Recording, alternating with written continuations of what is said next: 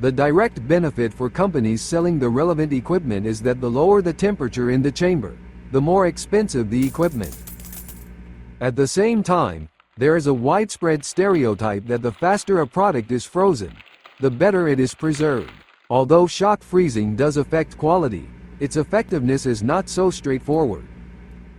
The origins of this myth go back to the past. Eskimos froze fish by sticking it in the snow or hanging it in the wind, which ensured high quality.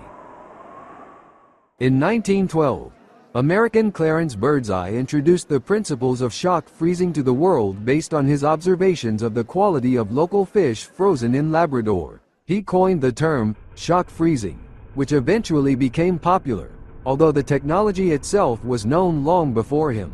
In doing so, he mistakenly thought that the faster the product was frozen, the better the quality would be.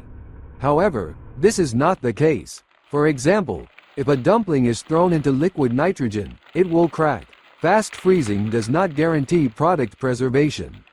Let's review the structure of a classic shock freezing chamber. This is a standard textbook configuration, and vendors of such chambers often emphasize their high freezing speed, which in turn implies high-quality frozen products. However, let's look at this process from a thermodynamic point of view.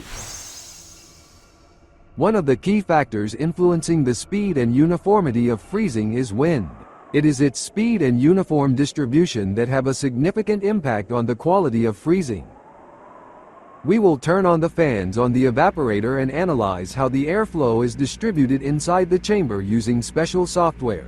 At the same time, we will record the temperature at different points of the product for a clear understanding of the process. As an example, we'll take pork packaged in cardboard crates and place temperature measuring probes in 4 of the crates. We will place boxes with probes at 4 points in the chamber. Measurement points 1 and 2 are located at the center top and bottom, and measurement points 3 and 4 are at opposite corners. The refrigeration capacity of the freezing equipment is sufficient.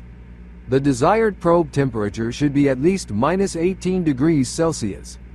As you can see, the temperature at measurement point 1 reached the required value after 18 hours. At points 2, 3 and 4, the required temperature values were not reached.